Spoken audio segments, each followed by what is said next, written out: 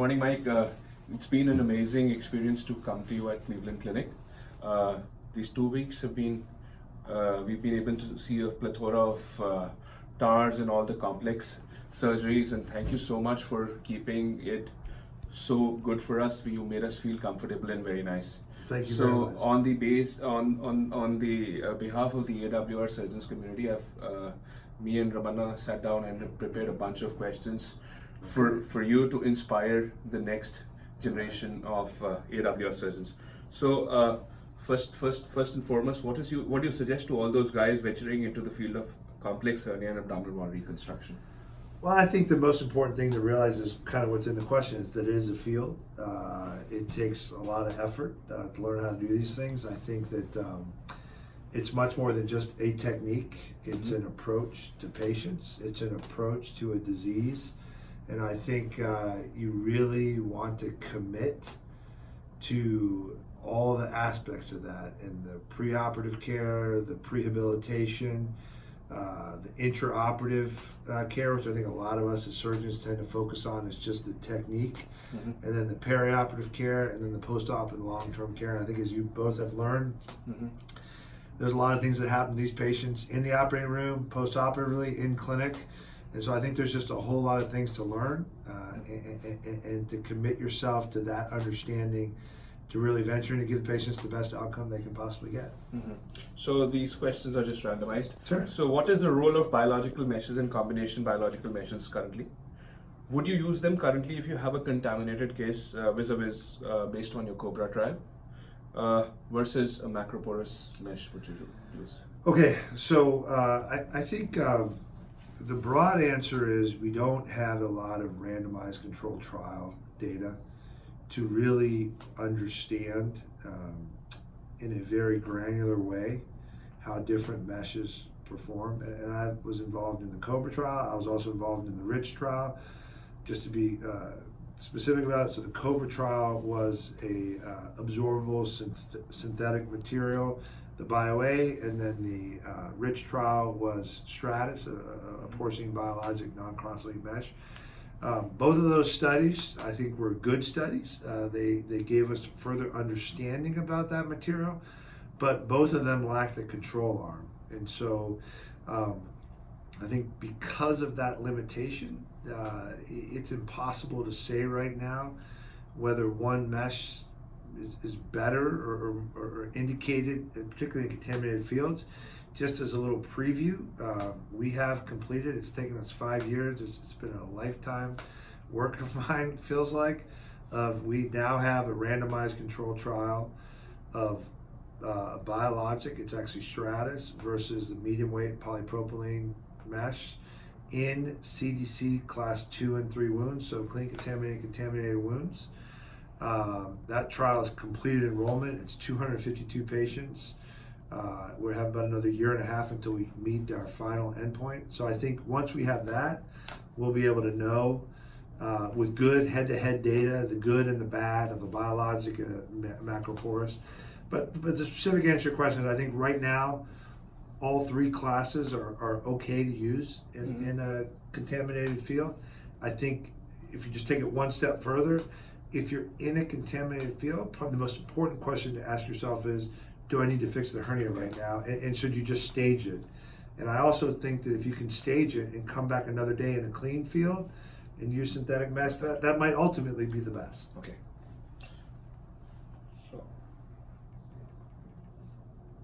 So sometimes bridging is inevitable. So when do you consider bridging to be inevitable in a case, particularly in which situations? We've seen that happen yesterday, but for the record, it would be good. So, as far as bridging goes, I would start with, this will give you a flavor of what I think about bridging. Not only is bridging inevitable at times, but actually at times it's appropriate to bridge. And I just to define what bridging means in a complex reconstruction. Bridging to me means bridging the anterior fascia, basically not getting the rectus muscles back together. If you just take a step back and kind of how we got to this point where you can't bridge, or it's deemed as a failure, or the patients aren't getting the optimal outcome, a lot of that data is actually it was about 10 to 15 years ago, and I'm responsible for some of it as well, is that there's a misunderstanding between a lot of what we were talking about with bridging was with biologic mesh, not with synthetic mesh. And if you bridge with a biologic mesh or one of these absorbable synthetic meshes, the recurrence rate is very high. There are times, though, for patients where recurrence isn't necessarily a failure in some of these terrible cases. So, again, I think that it is appropriate that for most hernias, if you can get the fascia back together, it's worthwhile doing because you protect the mesh from the outside and you reduce mesh complications, particularly with synthetic mesh. But the idea that you should cut every muscle in people's abdomens to get their midline back together doesn't really, or it hasn't been proven to be beneficial or measurably beneficial yet. And more importantly, for some of the really small defects, I think that closing those probably doesn't hurt anything, but you're probably not gaining anything either, or something that you can measure. So I think it's the idea of bridging and whatnot, I think needs further study with hard metrics about whether we're really helping or hurting people. So how do you assess if someone is not able to close the midline with bridging or not? Is it because it's not able to do a TAR properly, or is it because it is not actually closing? So I think, first of all, I would say if we're just going to limit it to kind of open, complex abdominal wall reconstruction, these aren't the small defects. The vast majority of cases, and I can just tell you in our own experience of about 1,700 TARs, we have about a 7% rate where we can't close the fascia. And these are some, as you guys have seen here, these are some pretty big cases. And so there's a couple tricks. Just to be truthfully, I don't think a TAR has that much to do with the anterior fascia coming together. I think it has to do with the posterior stuff, which is also important. I think whether the fascia comes together probably has more to do with the internal innate elasticity of the patient's abdominal wall. And I think that most people, if you put all the stitches in with figure of eights and then you tie them all up at the end, most people's fascia will come back together. And many times people give up on closing the fascia because they're starting to kind of run it. They're taking big bites and it's tearing through.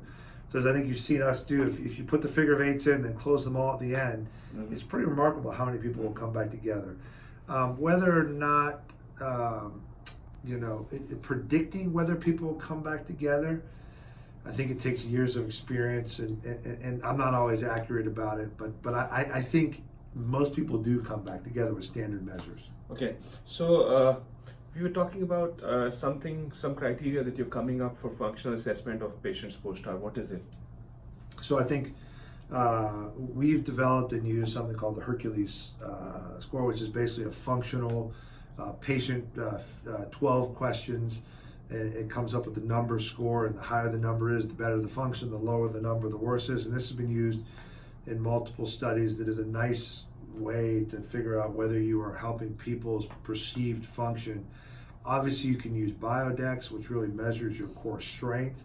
There are other more sophisticated ways to measure core stability with different types of tests. But ultimately, I think that's an area for future study as well. Okay, so do we have a copy of this Hercules score? Yeah, it's publicly available, and certainly it's online and accessible. Okay, so and it's free. So sorry for the randomization of the questions. If you're unable to close midline by a factor of how much times the recurrence of would be impacted? So we just got accepted. I don't think it's available online yet, but we looked at a series of about 100 complex ab wall cases where we had to bridge. So that was about that 7% or so of a larger series. And so depending on kind of how you define recurrence and whatnot, one of the things we do is we define recurrence by the ventral hernia recurrence inventory, which is that if the patient says they have a bulge, we consider it to be a recurrence. So of that group, about 40% of them noticed a bulge, which to me is somewhat expected.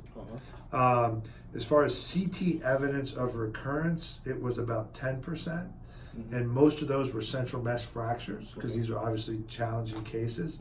But to me, what was most encouraging was there was statistically significant improvement in their Hercules abdominal wall function score. So that is to say, these really big hernias, when you bring somebody with a hernia down to their knees, like we saw yesterday, and then you give them their domain back, although they might notice a bulge, their perceived function is actually much better. So does that exponentially, do you think that bridging restores functionality equal to that of a TAR? So in cases when you can't close people and you do a TAR with a bridging synthetic mesh, then our data suggests that they do get a significant improvement in their function. At least is satisfied with the kind of repair that is in place. And that's because we're bridging people with hernias As big as that that. aren't closable. All the other ones we close with our standard measures, and I do think they do better because of it. So there's a specific question. What are the causes of your post-TAR recurrence? So I think earlier in my experience, I got recurrences at the top or the bottom of the meshes because I didn't always go to the top or the bottom. I've gotten better at doing that now. I think there would be recurrences out lateral to the mesh, and now I'm able to kind of cover everybody. I think I have infections where we have to remove some of the mesh. We've had all kinds of meshes fracture, and they will break at some rate, somewhere between probably 2 or 3% up to 20 or so percent for some meshes. So I think that's kind of the main points of it. And what I'm seeing now outside of my experience is people on their learning curves getting a lot of lateral recurrences, which are quite problematic to treat. So that takes me to my next question. What is your take on management of these lateral hernias? Yeah, so I think maybe I'll broaden that a bit to repairing recurrences after TAR, because we certainly have a lot of experience with that, and that kind of gets into how do we approach that? Well, we approach that basically depending on where it is. If it's a small hernia like a central mesh failure, you can often go back and do an IPOM. In my experience, when it's a lateral recurrence, no matter what the CT scan looks like, something more is going on. So for those, I tend to open up and do a whole redo TAR. We're looking at our data with that right now. I can tell you that the results are not as good as our primary TARs. There's a lot more vascular injury to the rectus muscle, a lot more nerve injury, a lot more chronic pain with the patients. So I think these injuries are substantial. I think we have kind of a palliative operation to get them better, but there's no doubt about it. They're difficult, challenging cases, and certainly, tackling that should be done with folks who are well past their learning curve in this approach. So do you think an IPOM in that situation is an easy bailout for younger people like me or someone else? It's an easy bailout, but it often probably won't address the problem because a lot of them, there is more damage than the CT scan shows. In my experience, I haven't done IPOMs in those. I've redone everything because I'll often bring the linea sublunaris back together. I wouldn't say an IPOM is wrong, but I'm always thinking about, well, what happens if that fails? So if that fails, now I've got a failure after a TAR, an IPOM mesh in there, and things are going to get really impossible to go back. Even an onlay would not work? Onlays for the lateral defects typically don't work because the defect and the problem is below that area where you're working. And I have no problem with onlay. I think an onlay is a great approach for the right hernia, but for these, I'm not so sure. So what do you think about preperitoneal approach for ventral hernias? And is there a deficiency in the technique or approach to preperitoneal hernias? No. I think preperitoneal is great. When I was a fellow with Todd Henneford, that was the approach he was doing, and that really is what started the whole concept of doing a TAR, was that if we couldn't do the preperitoneal approach, we would go retrorectus and then go out and get preperitoneal. And there, we certainly have furthered the understanding of what we were cutting and where the nerves are, but really that's should be credited to Todd Henneford because he got the idea of how to get out to the preperitoneal space.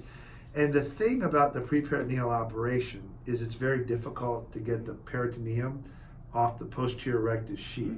So to create that space for larger defects is technically challenging. As a TAR, all this stuff is hard. But ultimately, it accomplishes the goals of a wide piece of mesh as an underlay without creating skin flaps. So I support the idea of a preperitoneal approach, and I think for the right operation, it's perfectly fine to do. So another question, you have addressed it in the OR many times for us. So what do you think about the subxiphoid anatomy? Whenever you're doing a TAR, how will you know that you're just cutting the muscle fibers and you've just reached the diaphragm? So for the general audience. Yeah, so a lot of that is tips and tricks about how to expose a TAR, and as you guys have seen, I think one of the things that you don't always get when you're watching a video is actually how the retraction and the countertraction is happening, and that's certainly something that I highlighted in ab wall reconstruction and surgery in general. And unfortunately, there's no kind of Bookwalter retractor or Thompson for a TAR, so it's really you, and it's your physical and your assistant's ability to set the operation up. So I think to be safe up in the subxiphoid area, you have to have two wrist retractors pulling up, somebody pulling down, and you've got the legs and the arms. And you've got to be able to see the xiphoid, take the insertion down, and then you must make sure that all the muscle stays up, or else you're creating a Morgagni hernia. So secondly, the way you were just showing that how superior epigastrics are visible, is that a landmark? Always, right along the ribs. You should find the ribs, you should find the nerves. You take that to the xiphoid, and then you leave all the diaphragm up. And when most people get lost, it's because they're not pulling with their left hand, and the traction's not right, so they start to drift into muscle. So what is your take on multidisciplinary approach for complex hernia management vis-a-vis the way it's been done for bariatric surgery? I think it's important. I think our group is multidisciplinary. I think there's different folks in our group that use different aspects of that. We do work with plastic surgeons occasionally, more so for flaps and things like that, like free flaps. We have a lot of folks, particularly for our chronic pain, with Dave Krapata's group that are doing that. There's a lot of components in dealing with these patients, and it's much more than just cutting the muscle. So I think building up a team is absolutely critical. So the next question is a bit tricky since it's our everyday discussion. Do you believe in pre-op optimization with Botox or Triple P? Great. So I'm glad you asked me. So let me just say this. I think that Botox and pre-op pneumoperitoneum hold promise for abdominal wall reconstruction. But I think that a healthy degree of scientific question of what is it really doing is really critical at this juncture. And I think that our ability to mass communicate across borders, countries throughout the world with our ideas is one of the greatest things that have happened in humankind and surgery in general. But I think that there's a potential downside to that, where there's rapid progression of ideas without necessarily an understanding about whether they do what they think we do, what they think they're doing. And so Botox and pre-op pneumoperitoneum, I've actually used them extensively about 10 years ago. As I got better at abdominal wall reconstruction, I realized that they weren't really doing for me what I thought they were doing. And I've also had some pretty negative outcomes with pre-op pneumoperitoneum. I've had a patient die because of it, and I've had a patient lose a kidney because of it. So there is a downside to it. So if it's being overutilized, we need to realize that there can be harm associated with it.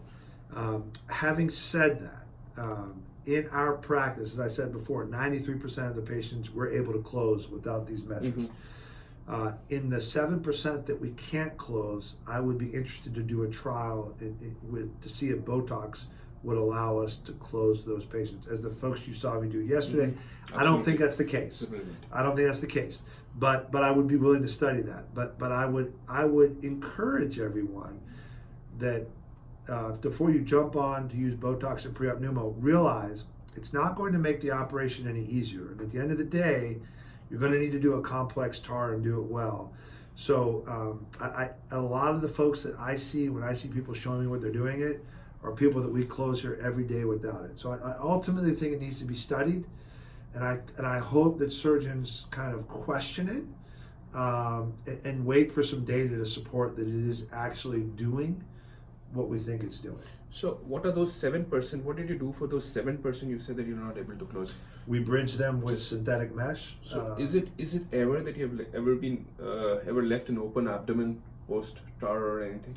No, and in fact, I won't put myself in that situation, because the one thing in those 7%, those are hernias like probably nobody ever sees. And often what we'll do in that scenario is we'll take a leg flap, we'll do an anterior lateral thigh flap to cover the mesh. But we've prepared to do that well ahead of time, because we recognize it's a bridge situation. We need to make sure we have good soft tissue coverage.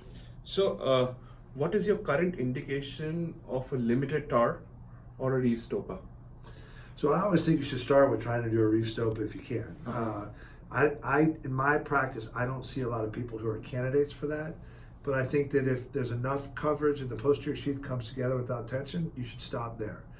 I don't see many people with those type of hernias just because of my referral practice, so I don't do that often. But I think many folks would, and I think it's an appropriate operation. I've never done a limited TAR. Either I do it or I don't. So I don't have any experience with that. So this is Ram's question. He specifically told me to tell you: is there a TAR possible, or what are the considerations you make in a patient on HIPEC? You mean who has gotten HIPEC in the past, or is not getting it actively? He's just getting a HIPEC. Okay, and so that's assuming they've resected the peritoneum. And so I often go back and read those op notes, and if they've had an extensive peritoneal resection, you often can't do it. So onlay would be onlay is perfect, or sometimes a lap IPOM is appropriate as well. Okay, so what is the role of endoscopic ASCST in today's practice? Not much for me. I think it was a bridge to what we're doing now. What I liked about it was you didn't raise the skin flap. But what was happening was it was hard for people to put the mesh in, and when you do a TAR, you don't need to raise the skin flap either. So like I'm not against it if people do it. I think it's fine if you can fit into your practice. One of the reasons I kind of was less enthusiastic about it, and this is starting to become, as you've heard me talk, a recurrent theme, is that I started to watch people. So I was doing endoscopic component separation in big hernias, and then I would go to meetings and I would watch people do it for kind of a recurrent umbilical hernia. And I would see a lateral hernia as a technical problem, and I started to think, wow, people are using very advanced reconstructive techniques for very routine hernias, and bad things are starting to happen. And that's one of the things that I'm concerned about now. As people do things minimally invasively, they're willing to do more aggressive things for smaller hernias, because in their mind they're doing it through small incisions. But the reality is all these muscles, whether it's anterior, posterior, whatever, when you cut these things, there's going to be problems. So I was just trying to confirm a checklist of things if you're starting young with your AWR. One is reading your Atlas of Abdominal Wall Reconstruction. I think so it's a must-have book for anybody who's venturing into these sort of surgeries. What are your other takes on it? Well, the other takes I think are start slow, start easy, go somewhere, as you guys have put the investment in coming here, where folks who do this stuff all the time, because there's a lot to this. And I think learning it from a 10-minute video that's highly edited after a 4-hour operation, you can't get it all. I think coming here, watching people struggle, watching the setup, watching our whole spectrum of surgeons who do this stuff every day. There's people who struggle at different parts. I think there's just a lot to this disease, a lot to these surgeries, a lot to these patients, and kind of having a healthy degree of humility of what it takes to do this well and kind of suffer through the learning curve is what it is. And I think as we move forward, this will become a specialty unto itself. Not routine hernias, but complex ab wall reconstruction will become a specialty. And I think as we formalize that a little bit more, this what is it checklist will become more clear. All right. Thank you, Mike. It has been a wonderful experience for me and Rohit to be here in particular. And we've thoroughly enjoyed everything. Thank you so much. Thank you so much, guys. Thank you. Take care.